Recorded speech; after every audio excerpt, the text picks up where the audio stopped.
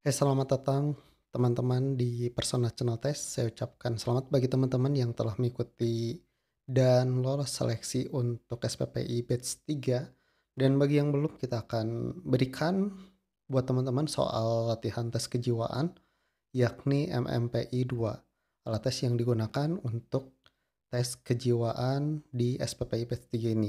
Dan sebelum kita mulai, jangan lupa di-subscribe, dan jika sudah, mari kita mulai ke informasi selanjutnya. Nah, di sini alat tes yang digunakan adalah MMPI 2. Nah, dalam MMPI 2 dalam seleksi tes CPNS, TNI ataupun Polri, tes ini sering digunakan dalam seleksi untuk melihat stabilitas emosi, kejujuran, dan kecocokan psikologis calon pegawai. Jika skor pada skala psikopat, paranoid, atau skizofrenia-nya tinggi, maka kemungkinan besar peserta akan dianggap kurang cocok untuk posisi tertentu.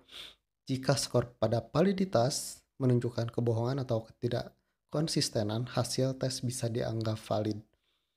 Tidak valid ya di sini.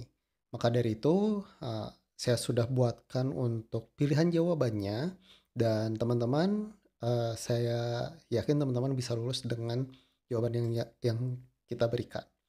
Dan nanti hasilnya itu teman-teman untuk tes jiwanya sehat dan normal. Nah, ini merupakan hasil tesnya teman-teman. Untuk skala-skalanya kita buat senormal mungkin, tidak bagus dan tidak jelek. Teman-teman, ini normal ya. Ini untuk skala validitas ya yang tadi disebutkan sebelumnya, dan juga ini adalah skala klinis. Nah, di sini teman-teman bisa dibaca ya teman-teman. Untuk skala klinikalnya dari HSD, HY, PD, MF, PA, PT, SC, MA, dan SI. Mungkin teman-teman masih belum familiar dengan singkatan-singkatan ini. Mari kita jelaskan. Dan ini adalah hasil dari tes skala klinis ini ya teman-teman, supaya teman-teman bisa lulus tesnya. Kemudian kita akan jelaskan dulu terkait skala validitas, yakni menilai kejujuran dalam menjawab tes. Yang pertama ada L atau lie scale. Ini tuh untuk mengukur kecenderungan berbohong untuk terlihat baik. F infrequency scale mendeteksi jawaban yang tidak umum atau manipulatif. Kemudian yang ketiga, K atau correction scale menilai sikap defensif atau menutupi masalah psikologis. Yang keempat, VRIN atau Variable Response Inconsistency, yakni mengidentifikasikan jawaban yang tidak konsisten. Kemudian yang kelima, TRIN, True Response Inconsistency, yakni mengidentifikasi pola menjawab yang terlalu banyak benar atau salah. Nah, di sini kita sudah buatkan jawaban yang senormal mungkin buat teman-teman ya. Nanti teman-teman bisa hafal untuk setiap soal beserta jawabannya. Selanjutnya kita masuk ke skala klinis. Di sini ada 10 skala klinis yang tadi sesuai dengan hasil interpretasi ya. Yang pertama itu ada HS atau hipokondriasis, yakni kecenderungan berlebihan terhadap penyakit fisik. D atau depression, tingkat depresi yang depresi dan perasaan putus asa.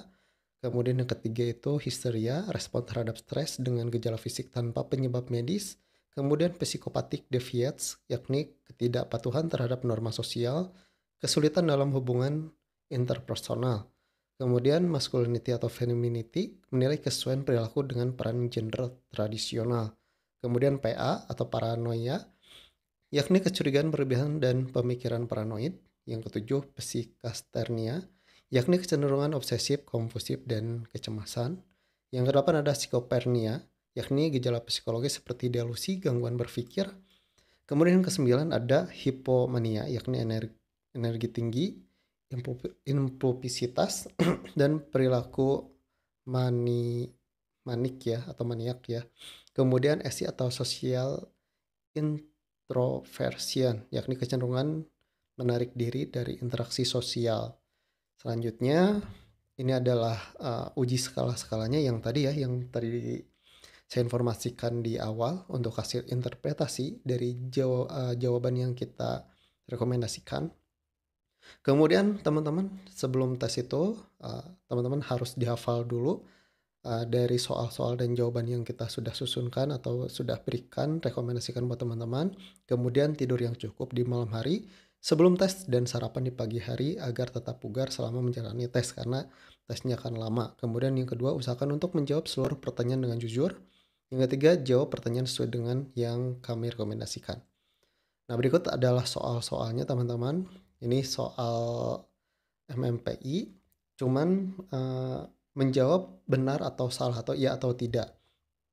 Pertanyaan pertama, saya suka majalah mekanika, ini benar. Kemudian saya memiliki nafsu makan yang baik, ini benar. Saya hampir selalu bangun di pagi hari dalam keadaan sehat, sehat dan segar maksudnya, yakni benar. Saya rasa menginginkan pekerjaan sebagai pustakawan, ini tidak.